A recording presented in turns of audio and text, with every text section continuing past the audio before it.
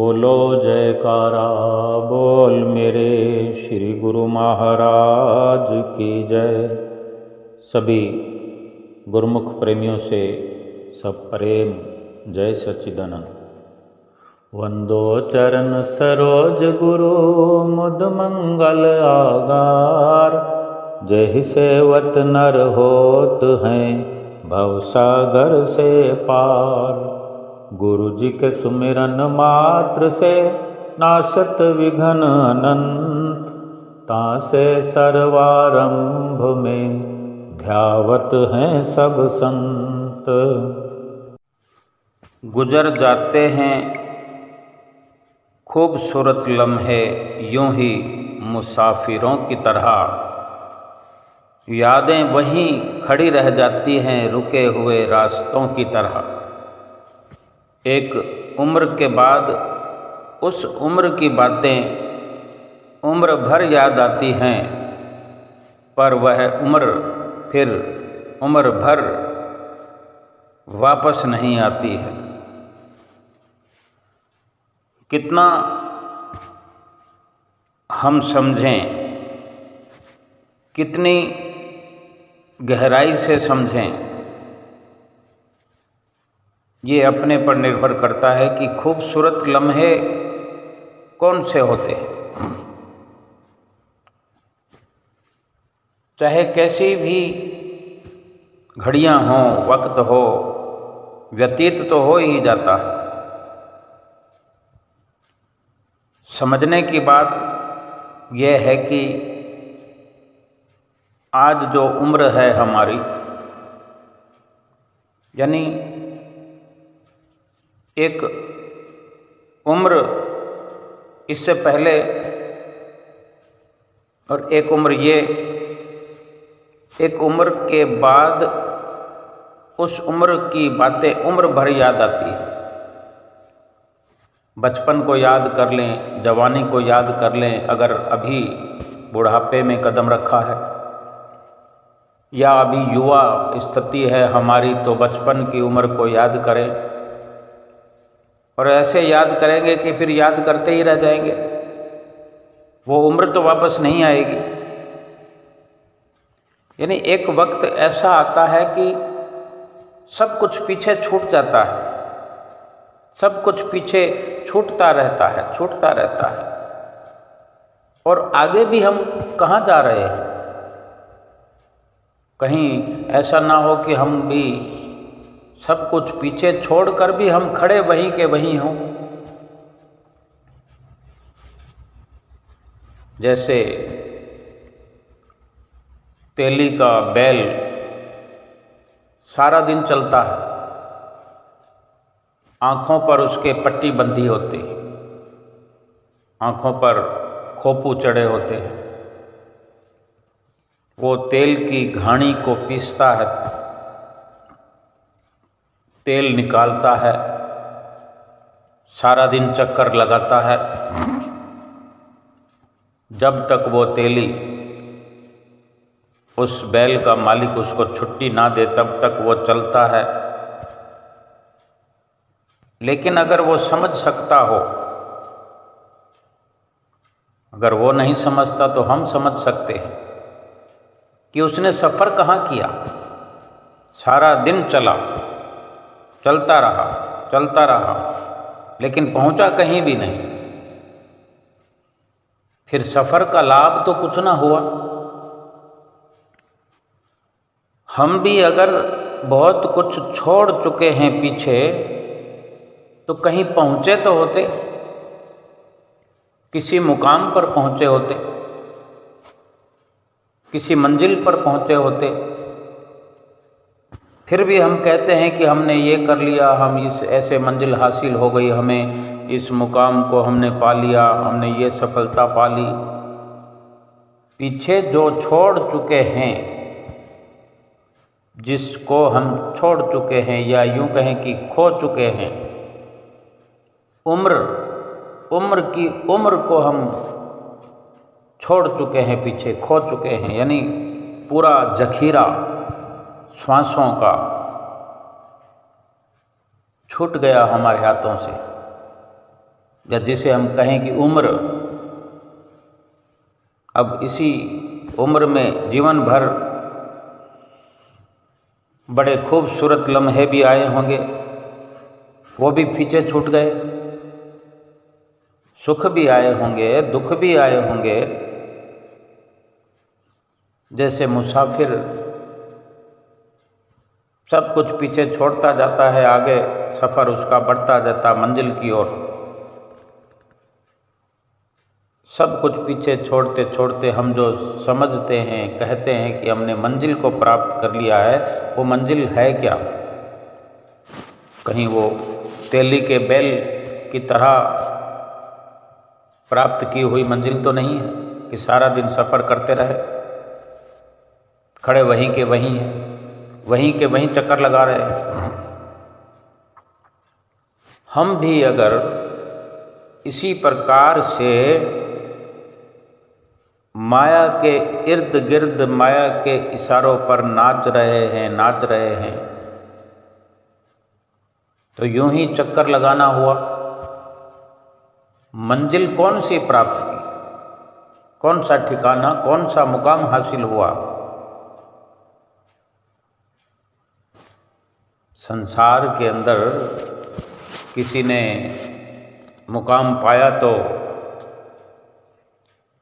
धन पदार्थ जोड़ लिया, किसी ने मंजिल को पाया तो बैंक बैलेंस बना लिया,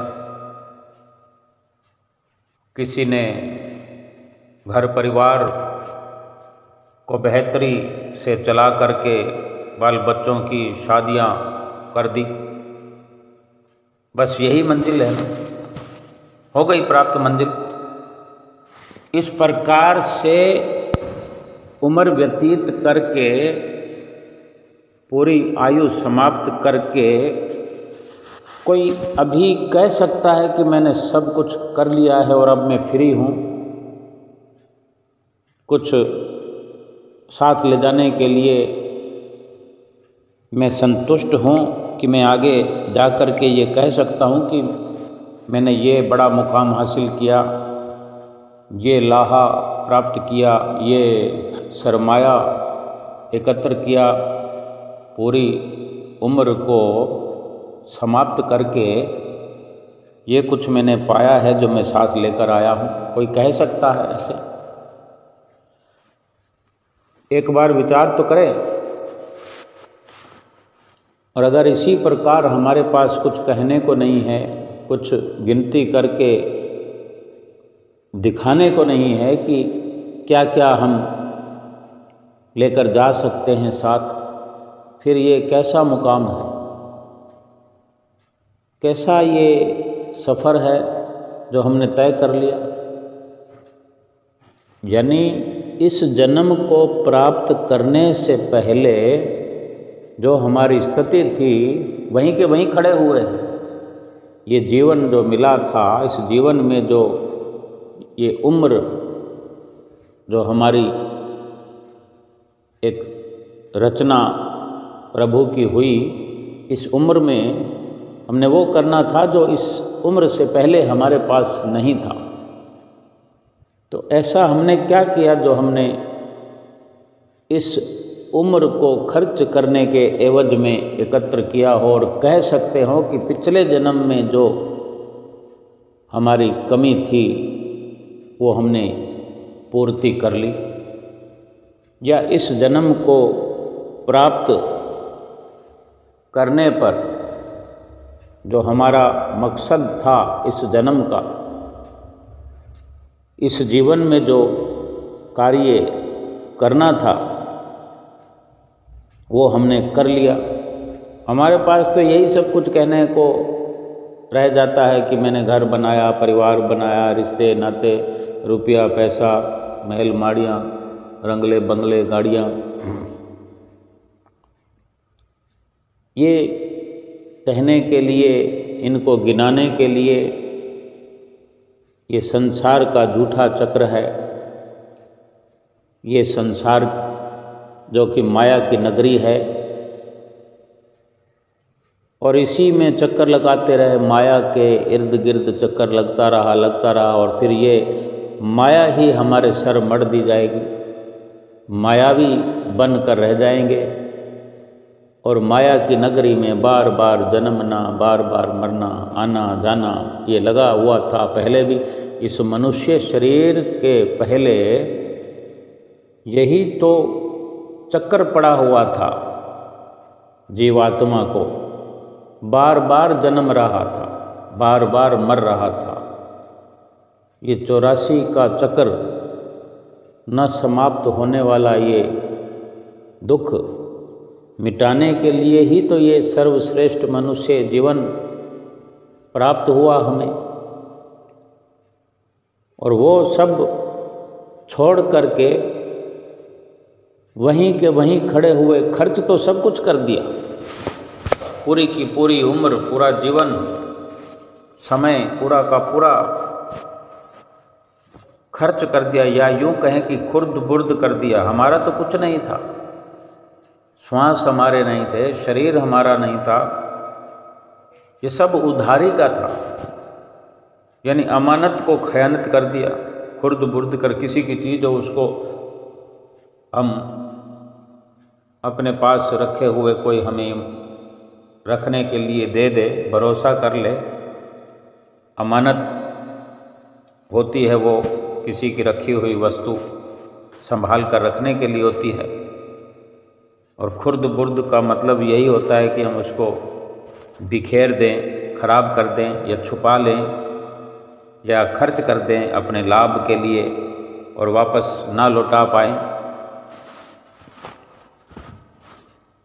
और फिर ये सबसे बड़ी बात है कि किसी की मिली हुई, किसी से प्राप्त हुई अमानत या किसी से प्राप्त हुआ उपहार, चाहे दया करके हमें इस्तेमाल करने के लिए मिला हो,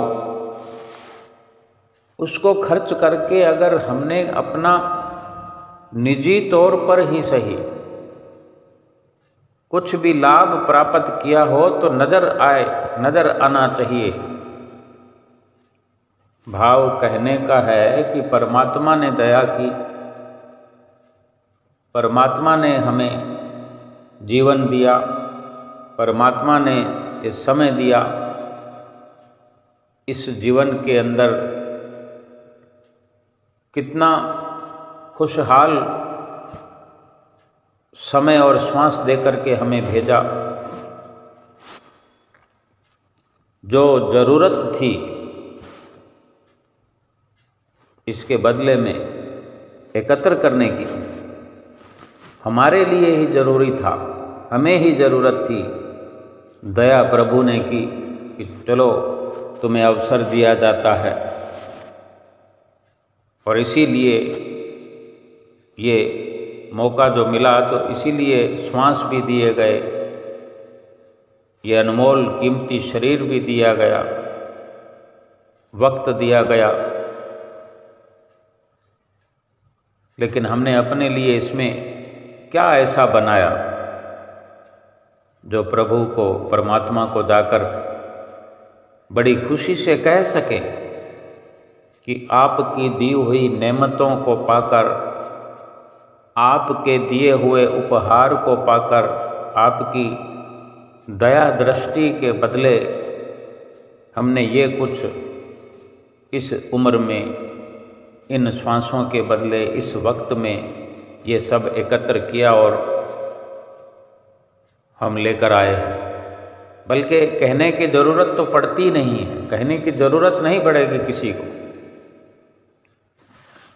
क्योंकि परमात्मा वो सच्चा साहूकार है, वो मायावी नहीं है। वहाँ तक पहुँचना भी तभी होगा जब सच्चा सौदा, सच्चा सरमाया अगर हम एकत्र कर पाएंगे इस उम्र में, इस वक्त में, इन श्वासों के एवज में।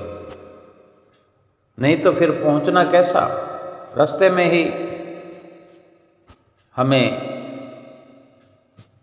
किनारे कर दिया जाएगा, 84 लाख योनियों में भेज दिया जाएगा। हमें परमात्मा क्यों देखना पसंद करेंगे? अगर कोई प्रसन्नता वाला काम हम करेंगे तो ये तो है नहीं कि वो सब जानते नहीं हैं। वो तो इस वक्त भी देख रहे हैं कि हम क्या कर रहे हैं। जब से हम यहाँ आए हैं परमात्मा हमें देख रहा है। उसी की निगाहों के सामने हम एक एक श्वास खर्च किए जा रहे हैं। सब उसकी दृष्टि में ही, उसकी नज़र में ही सब कुछ हम करते जा रहे हैं। बेशक हम समझते होंगे, हमें ये भ्रम रहता होगा, लेकिन ये हमारा ही भ्रम है। लेकिन उसकी नज़र में ही सब कुछ हम कर रहे हैं। इसलिए वो हर कार्रवाई हमारी देख रहा है। फिर इसके लिए विशेषकर उसके सामने जाकर फैसला होगा ये जरूरी नहीं है। उसी परमात्मा के दूत हैं, यमदूत हैं, उसी की बनाई इस कायनात में सब कुछ उसी की व्यवस्था है, उसी के कर्मचारी हैं, और फिर सब उसी के इशारे पर सब कुछ मापदंड बना हुआ है। भाई खाते पहले से तैयार हैं। हम जो कर रहे हैं उसी वक्त, उसी पल, उसी घड़ी हर प्रकार का लेखा जोखा छप रहा है। वहाँ परमात्मा के आगे पहुँचने का मतलब तो यही है कि परमात्मा की प्रसन्नता के लिए हमने कुछ किया होगा तो वो भी बही खाते में लिखा जा रहा होगा। अभी का अभी हर पल लिखते लिखते हमारा एक पूरा विवरण तैयार हो जाएगा और समय समाप्ति। हमें क्यों नहीं पता होता कि हमारा अंतिम श्वास कौन सा है? ये सारी व्यवस्था परमात्मा ने अपने पास रखी हुई है। उसे तो मालूम होता है, वो भी सब बही खाते में लिखा होता है कि कितने श्वास किस व्यक्ति को दिए गए हैं। और वो श्वास खत्म होते ही सब कुछ यहाँ इस जीवन में मिट जाता है, नामो निशान मिट जाता है। और फिर वो लेखा जोखा जो बही खाते में लिखा होता है वो हमारे सामने आता है। अगर हमने परमात्मा को दिखाने के लिए कुछ किया होता है, परमात्मा की प्रसन्नता के काबिल कुछ होता है हमारा किया हुआ, तो परमात्मा के सामने हम पेश किए जाते हैं। और परमात्मा की प्रसन्नता उस वक्त उजागर ऐसी होती है कि फिर किसी का कोई हस्तक्षेप हो नहीं सकता। और ये सफ़र तभी कहलाता है कि हमने ये सफ़र तय किया कि पिछले जीवन में जो हमारी मांग थी छुटकारा पाने की 84 लाख योनियों से, जो ये बार बार का दुख था, इससे निस्तारा पाने की यही मांग थी, तभी ये अवसर मिला। 84 लाख योनियों की कोई बिसात नहीं है। जितने मर्जी हम जन्म चाहे ले सकते हैं, वो तो अपने आप ही मिलते हैं। केवल मनुष्य जीवन की ये विशेषता है कि ये मनुष्य का जो जीवन है ये यूं ही नहीं मिलता। 84 लाख योनियों में कभी भी कोई भी कैसा भी शरीर मिल जाए, कोई भी जीवन मिल जाए, घोड़ा बन जाए, गधा बन जाए, बैल बन जाए, चिड़ी बन जाए, कबूतर बन जाए, कौवा बन जाए, मगरमच्छ बन जाए, सर्प बन जाए, अजगर बन जाए, मच्छर मक्खी मकोड़ा कुछ भी बन जाए, उसमें प्राथमिकता क्या है? भक्ति तो नहीं कर सकता ना। एक जन्म खत्म हुआ, दूसरा मिल गया, उसमें कोई परमात्मा से मिलने की फैसिलिटी नहीं होती। जब मनुष्य जीवन में भी अगर परमात्मा को मुंह दिखाने जैसा कुछ नहीं किया होता, तो फिर 84 लाख योनियों का ही अगर हमें फिर से अवसर प्राप्त हो रहा है, तो इसमें परमात्मा के सामने खड़े होने जैसी हमारी औकात ही हमने नहीं बनाई। तो परमात्मा हमें क्यों देखना पसंद करेंगे? अगर उनके मुताबिक, उनकी आज्ञा के मुताबिक, अपने वादे के मुताबिक हमने ये जीवन का सफ़र किया हो, इस उम्र को ढाल दिया हो, उसके वचनों की संभाल की हो, उनके नक्शे कदम पर चलने की कोशिश की हो, क्योंकि वही परमात्मा इस संसार में सतगुरु के रूप में अवतरित हैं। और हमारे लिए, गुरुमुख प्रेमियों के लिए तो ये बहुत बड़ी सौगात है इस जीवन में। ये बहुत बड़ी बात है इस जीवन में कि परमात्मा ने जो दया करी, ये मनुष्य जीवन दिया, श्वास दिए, इतना वक्त दिया, ये सुंदर रचना संसार की हमारे हवाले कर दी कि हर प्रकार की सुख सुविधा का लाभ प्राप्त करते हुए भजन करो, सुमरन करो, भक्ति करो, क्योंकि ये सब सिखाने के लिए, समझाने के लिए भी वही निराकार परमात्मा साकार सतगुरु के रूप में हमें मिले हैं। श्री परमहंस अवतार हमारे जीवन में हमें सुंदर अवसर देने के लिए आए हैं। घर बैठे हमें अवसर दिया है। भाग होया गुरु संत मिलाया, प्रभ अविनाशी घर में पाया। ये हमारे भाग है कि सतगुरु हमें मिले हैं, अविनाशी प्रभु संत रूप में हमें मिले हैं। हमारे लिए इस पृथ्वी पर, इस धरा धाम पर निराकार परमात्मा साकार रूप धारण करके आए। गर्मी सर्दी, दुख सुख, धूप छांव, सब कुछ हमारे लिए ही वे अपने तन पर सहन करते हैं। और अगर हम परवाह ही ना करें, उनके बताए हुए मार्ग पर न चलें, उनके तौर तरीकों को ना अपनाएं, उनकी हिदायतों को अमल में ना लाएं, तो वो तो देख रहे हैं और हर पल ये उनकी तरफ से निर्णय हो रहा है कि ये अवसर मिला सो मिला, याद रखना फिर ये अवसर नहीं मिलेगा।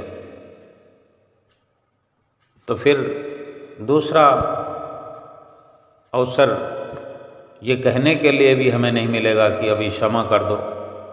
सामने जाएंगे तभी क्षमा हो पाएंगे। अगर भक्ति करते हैं, आज हम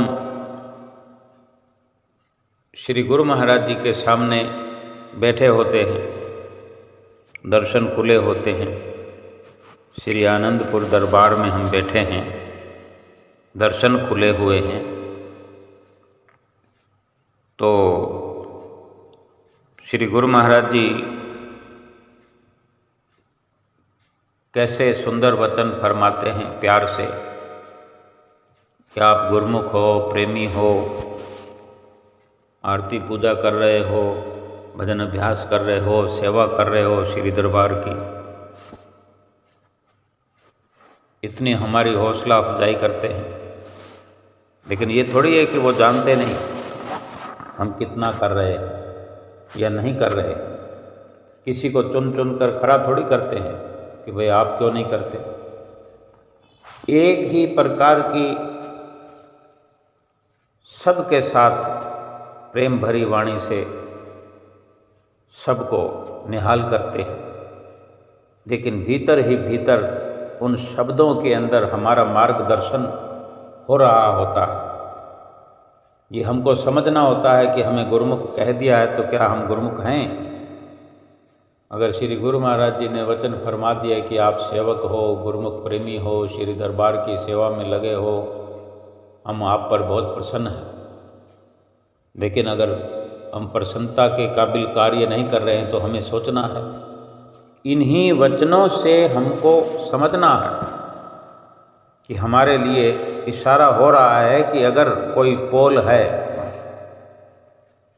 अगर कोई गलती है तो उसका सुधार कर लो, वरना वे तो सब के सब जानते हैं कि हम कितनी श्री आरती पूजा करते हैं, दोनों समय करते हैं कि एक समय करते हैं, या वो भी नहीं करते हैं, कभी कभार करते हैं, कितने दरबार की सेवा करते हैं, कितना सत्संग करते हैं, कितने दर्शन करते हैं, कितने कितने साल हो जाते हैं गुरुमुख प्रेमियों को दर्शन करने के लिए नहीं पहुंच पाते। और कहने को बहुत कुछ है, गुरुमुख प्रेमी बहुत कुछ कहते होंगे, अपनी मजबूरी परेशानी का जिक्र एक दूसरे से कह सकते हैं, लेकिन परमात्मा से क्या कहेंगे। उस वक़्त क्या बहाना बनाएंगे कि हम किस वजह से दर्शन करने नहीं आ सके, किस वजह से हमने सेवा नहीं की, किस वजह से सुमरन नहीं किया, फिर कौन सुनेगा। अभी तो सारा कुछ हो रहा है। श्री गुरु महाराज जी आजकल तो हम हुजूर गुरु महाराज जी के वचन रोज ही सुनते हैं, नित्य सुनते हैं कि सिमरन अवश्य करना है, 5 नियमों की पालना अवश्य करनी है। फिर इसके लिए कोई भी सफाई पेश करने की ज़रूरत है कि हम सच्ची सरकार के आगे ये झूठे दावे बांध सकते हैं कि मुझे नौकरी से फुर्सत नहीं मिली, मुझे घर से फुर्सत नहीं मिली, मुझे बच्चों से फुर्सत नहीं मिली, हमारे बच्चे छोटे हैं, हमारे बच्चे बड़े हैं। जो बच्चे छोटे होते हैं वो बच्चे बड़े हो जाते हैं, फिर उनके बच्चे हो जाते हैं, तब भी हम बहाने छोड़ते नहीं हैं। देखो, जो 2 महीने का बच्चा हो, 1 महीने का बच्चा हो, या बच्चा होने वाला हो, तभी बहाने शुरू हो जाते हैं कि अभी नहीं, थोड़े टाइम के बाद फिर बच्चा हो जाए। अब बच्चा छोटा है, फिर बड़ा होते होते होते हमारे बहाने चलते रहेंगे, इतना बच्चा बड़ा हो जाएगा, उसकी शादी हो जाएगी, शादी के बाद उसके भी बच्चे हो जाएंगे, फिर उसी की दुहाई देंगे कि पोता छोटा है, पोती छोटी है। यानी कहाँ तक हम अपने आप को इन मायावी जो जंजीरें हैं, अपने आप इनको ओढ़े हुए रहेंगे, अपने आप इनमें जकड़े रहेंगे। कोई कहता नहीं है। कभी ऐसा विचार करके देखें कि हम जिनकी दुहाई दे रहे हैं, क्या वो चाहते हैं कि हम जुड़े रहें? अगर ऐसा विचार करेंगे या थोड़ा सा भी, हल्का सा भी जोर लगाएंगे, प्रयास करेंगे, तो हमें छुट्टी मिल जाएगी। लेकिन हम प्रयास करना चाहते ही नहीं हैं, न सेवा का, न आरती पूजा का, न सत्संग का, न दर्शन का, न सुमरन का।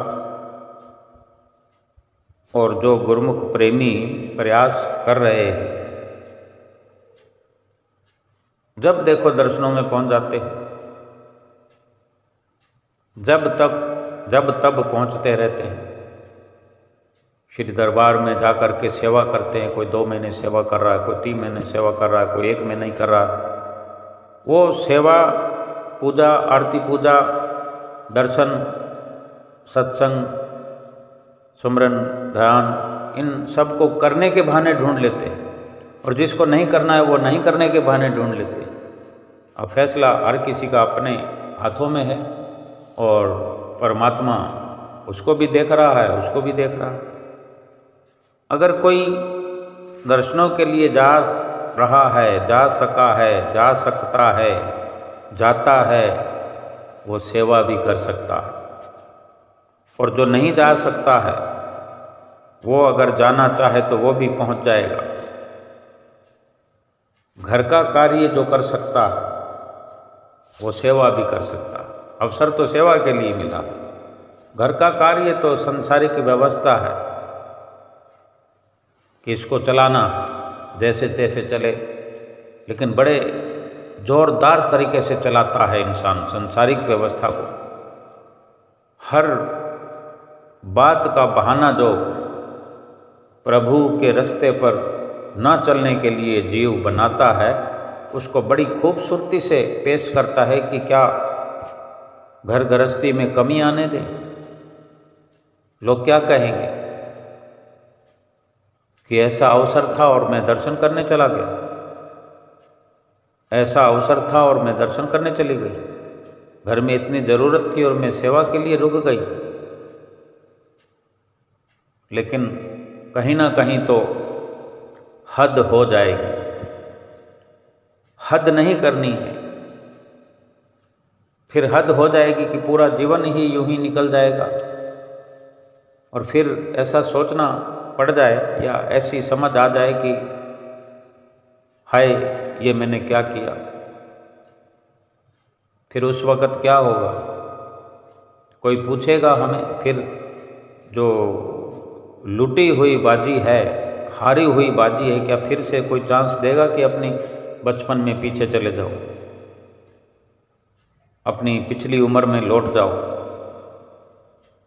कोई, या फिर जो संसार के लिए जहाँ हमने ज़बरदस्ती घुस करके हम संसार की सेवा कर रहे हैं, संसार के लिए जो अपना व्यक्तित्व, अपनी वास्तविकता, अपनी सच्चाई को कुर्बान कर रहे हैं, झूठी शान पर सच्ची शान कुर्बान कर रहे हैं, झूठी आन के लिए, झूठी शान के लिए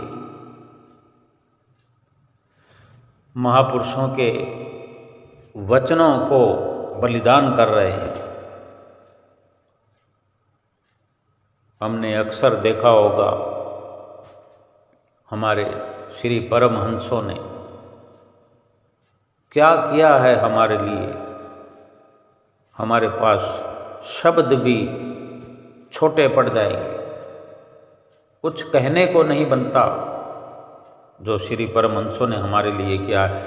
आज हमारे श्री हुजूर गुरु महाराज जी को हम दर्शन तो करते हैं, देखते हैं उनको, लेकिन अब देखें, अब सोचें, इस प्रकार से देखें, इस प्रकार से सोचें, इस प्रकार से दर्शन करते हुए अपने अंदर से अपने लिए सवाल पैदा करें कि ये सब जो हुजूर श्री गुरु महाराज जी हमारे लिए कर रहे हैं, उनको क्या प्रलोभन है, उनको क्या लालच है, उनको क्या मिलने वाला है हमसे, जो इतना वो रात और दिन अथक प्रयास कर रहे हैं। हम ही को मिलने वाला है।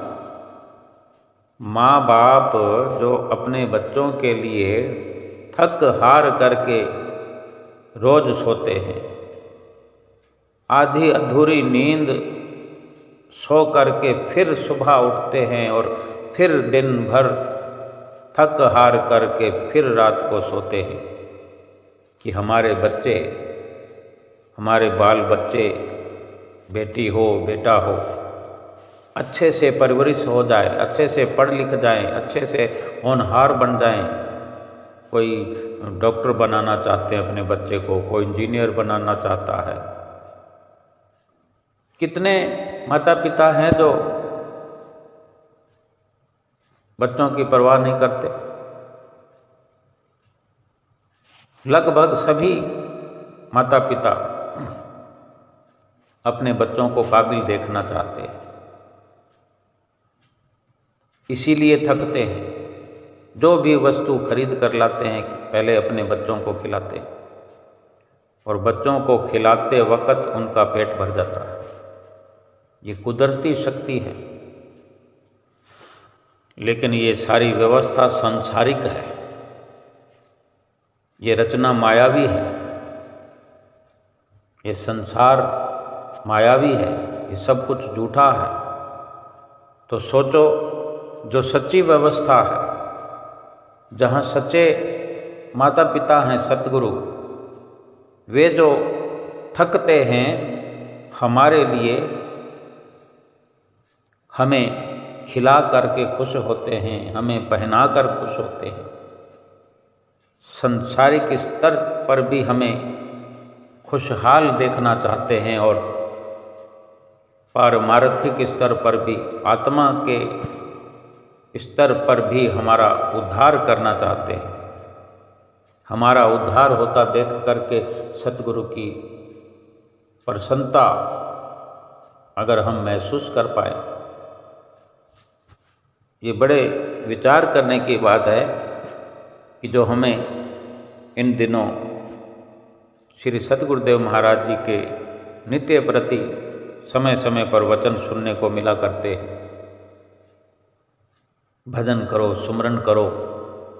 जो गुरुमुख प्रेमी भजन सुमरन करते हैं, नित्य नियम करते हैं, यकीनन वो अपनी चित्त वृत्तियों में सतगुरु की प्रसन्नता की झलक देखते हैं। जो चित्त वृत्तियाँ उनकी सुमरन में लगी होती हैं, सतगुरु के ध्यान में लगी होती है,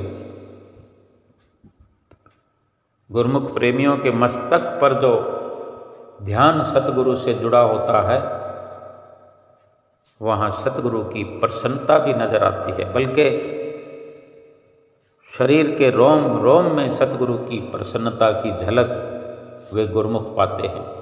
कोई भी गुरुमुख प्रेमी समझ सकता है इस बात को। जिसने सच्ची सरकार से नेह लगाया है, सच्ची प्रीत उनके चरणों से जोड़ दी है, सभी को समझना चाहिए कि सतगुरु की मुखार बिंद से जो वाणी नित्य प्रति एक चिंता भरा स्वर हम सुनते हैं कि सुमरन करो, किसी को छूट नहीं है। अभी थोड़े दिनों पहले श्री प्रयाग धाम में श्री गुरु महाराज जी कृपा फरमाई थी, वहाँ भी इस प्रकार के लहजे में वचन सुने कि कोई भी कोताही ना बरते। जो सुमरन का समय 2 घंटे निर्धारित किया है श्री हुजूर गुरु महाराज जी ने, इसी के बारे में वचन हो रहे थे कि सभी को करना ही है।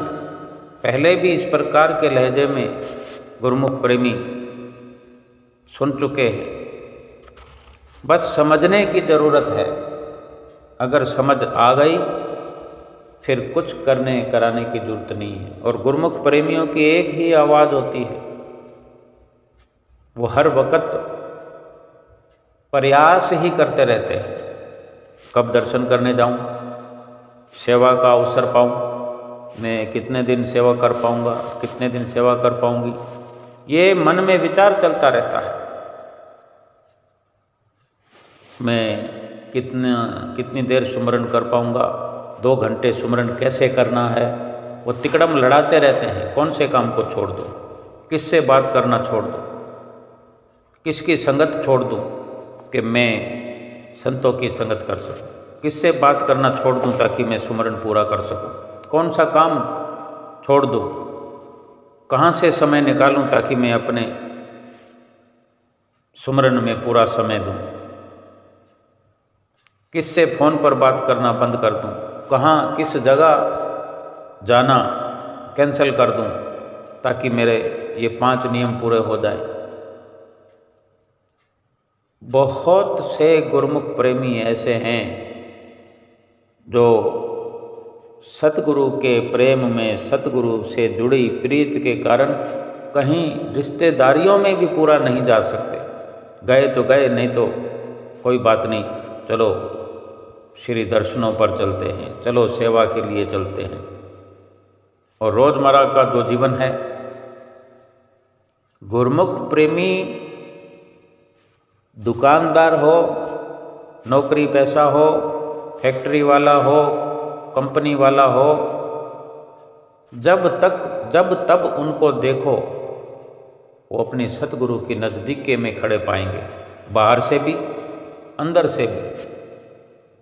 जब तब जो सतगुरु की नज़दीकी में देखे जाएंगे, भला वो अंदर से कैसे कमी होने देंगे। सतगुरु की नज़दीकी जिसको चाहिए बाहर से, तो क्या उसमें त्याग करना नहीं पड़ता? समय खर्च होता है, तन मन धन सब खर्च होता है, और केवल कह देने से तो इतनी देर में 2-3 शब्द बोले और बात पूरी हो गई, तन मन धन लगा दिया। लेकिन तन लगाना क्या आसान है? तन को श्री गुरु महाराज जी के नज़दीक में जाकर के लगाना।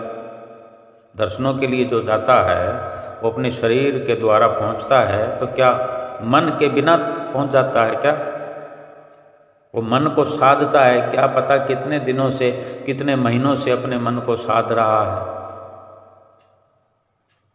धन भी खर्च होता है, और जो धन खर्च होता है तो पीछे से धन की कमाई भी रुकती है। चाहे किसी के पास हजारों हों, लाखों हों, करोड़ों हों, लेकिन कमाई को बंद करना कोई मशखरी नहीं है। जो साधना करता है, जो अपने मन को साधता है, वास्तव में ऐसे गुरुमुख प्रेमी जो साधना करते हैं, अपने मन को साधते हैं, वो तो हर प्रकार के कपड़ों में साधु हैं। असली साधु का तो मतलब ही यही है जिसने अपने मन को साध लिया, जिसने सतगुरु की वाणी को अपने हृदय के अंदर उतार लिया, जिसने सतगुरु के वचनों को अनमोल से अनमोल समझकर अपनी रग रग में धारण कर लिया। गुरुमुख तो वही है, वही साधु है।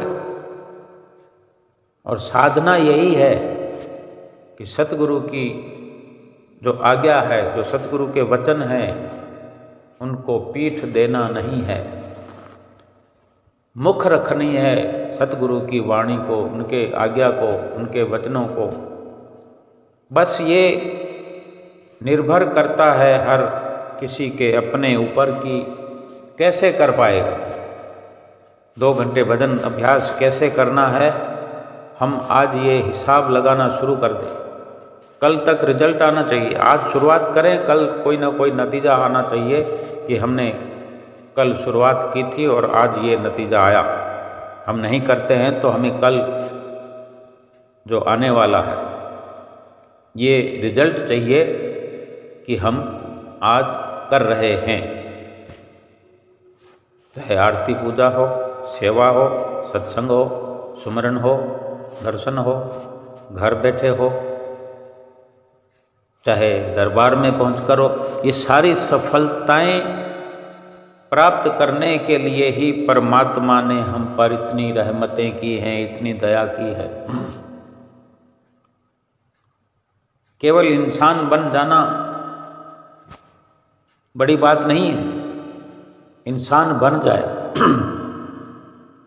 इंसान बन के अगर इंसानों वाले काम ना करे तो फिर क्या फायदा हुआ। इंसान का जन्म लेकर हम अगर इंसानों वाले कर्म नहीं कर रहे हैं, फिर जाना तो 84 लाख योनियों में ही है। फिर फायदा तो कुछ भी नहीं हुआ। क्यों? आगे तो हमें खड्डे में ही जाकर गिरना। कोई हंसता हुआ, मुस्कुराता हुआ जा रहा हो, गीत गाता हुआ, गुनगुनाता जा रहा हो, थोड़ी देर बाद कहीं खड्डे में गिर जाए तो उसकी मुस्कुराहट, उसकी हंसी खुशी, गुनगुनाहट, वो सब की सब समाप्त हो गई। क्या फायदा हुआ उस खुशी का? हम इस जीवन में संसारिक स्तर पर, मायावी स्तर पर, झूठे स्तर पर गुनगुना रहे हैं, खिलखिला रहे हैं, मनोरंजन कर रहे हैं, व्यंजन पकवान खा रहे हैं, लेकिन थोड़ी देर बाद, क्योंकि थोड़ी देर का अब क्या पता, अभी श्वास आखिरी चल रहा हो, हम बात कर रहे हैं कि अब तक ये श्वास आखिरी ही चल रहा हो, और गए खड्डे में, भजन बंदगी नहीं की, इबादत नहीं की, तो खड्डे में ही जाना ना। 84 लाख योनियों से बड़ा खड्डा कौन सा है? आलीशान खड्डा है 84 लाख योनियों का, बहुत गहरा, कि फिर वापस नहीं आ सकता कोई। अब इस जीवन को हंसते खेलते गुजार लिया और 84 लाख योनियों के खड्डे में चला गया, तो फिर यहाँ हंसी खुशी, खाया पिया पहना, रंगले बंगले, ऐश इशरत, इसका फिर क्या लाभ हुआ? और दूसरी तरफ अगर एक गुरुमुख का जीवन है, हम अगर गुरुमुख बन करके वास्तव में सतगुरु के वचनों की पालना में लगे हुए हैं, या अभी से लग जाते हैं, आज से लग जाते हैं, चलो आज से भी शुरुआत करते हैं। हमें श्री आरती पूजा करने की सुबह लगन है, कोशिश में लगे रहते हैं, सफल हो जाते हैं। सेवा का अवसर प्राप्त करना चाहते हैं, कर लेते हैं। सत्संग, सत्य का संग कर रहे हैं, सत्य पर चल रहे हैं, सत्य की राह को अपनाए हुए हैं। दर्शन करने की लगन लगी रहती है, जब तक नहीं पहुंचते तो घर में बैठकर सतगुरु के सामने दर्शन करते हैं, ध्यान लगाते हैं, सुमरन करते हैं, 2 घंटे भजन अभ्यास करने की कोशिश में हैं और करने लग गए हैं। और संसार में हंसी खुशी ठहाकों में कुछ कमी भी है तो क्या फर्क पड़ता है? खड्डे में तो नहीं गिरेंगे 84 लाख योनियों में। थोड़ा कम हंस लेंगे, मनोरंजन कम कर लेंगे, रिश्तेदारी थोड़ी कम कर लेंगे, रुपया पैसा थोड़ा कम कमा लेंगे, थोड़े कम कपड़े पहन लेंगे, थोड़ा फैशन कम कर लेंगे,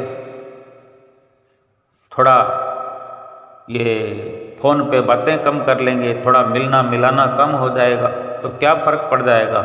हमारा जीवन तो अमर हो जाएगा, जीवन सफल हो जाएगा, मंजिल मकसूद को हम प्राप्त कर लेंगे। सतगुरु की प्रसन्नता यहाँ मिल रही है और आगे परमात्मा हमारे लिए राह देखते होंगे। यकीनन जब सतगुरु यहाँ हमारे साथ हैं तो यही निराकार रूप में परमात्मा ने जिसने हमें भेजा है वो पल पल की खबर रखे हुए हैं, भाई खाता बना हुआ है। तो अंतिम श्वास की इंतज़ार वो इसलिए कर रहे हैं कि कब ये हमारी रूह है जो हमारे पास आएगी। वो इतनी प्रसन्नता लिए हुए पहले से बैठे और कोई बीच में हमें रोक नहीं सकता। 84 लाख योनियों का तो खाता हमने बनाया ही नहीं, तो 84 लाख योनियों में जाएंगे क्यों? किसकी मजाल है जो सतगुरु की आज्ञा पर चल रहा है, तो किसकी मजाल है जो 84 का नाम भी कोई ले ले। कोई हमारे नज़दीक फटक जाए, कोई यमदूत, कोई यमराज, किसी की औकात नहीं, बिसात नहीं कि सतगुरु का सेवक बन करके सतगुरु के वचनों पर अमल करता है, भजन करता है, 5 नियमों की पालना करता है, उसका बाल बाका ना इस लोक में होता है और ना ही बाद मरने के उसको कोई रोक सकता है परमपिता परमेश्वर से मिलने। सीधा चला जाए बैकुंठ में, पला न पकड़े कोई। जितना है तो कुटुंब से उतना हरि से होय, चला जाए बैकुंठ में, पला न पकड़े कोय। जिसने प्रीत ही हरि से कर ली, सतगुरु से कर ली, उसको कोई रोक नहीं सकता, वो सीधा सतगुरु के धाम में जाएगा। कोई भी उसे पकड़ नहीं सकता, उसका पल्ला पकड़ के रोक नहीं सकता, क्योंकि सतगुरु की आज्ञा व मौज पर चलने वाले गुरुमुख प्रेमी सदा इसी विश्वास के साथ एक एक श्वास खर्च करते हैं कि मेरे सिर पे सतगुरु का हाथ है। वे सतगुरु के वचनों को अपने दिल में बसा करके श्री आरती पूजा 5 नियमों की पालना करते हैं, 2 घंटे भजन अभ्यास नित्य करते हैं और अपना लोक परलोक संवार लेते हैं। बोलो जयकारा बोल मेरे श्री गुरु महाराज की जय।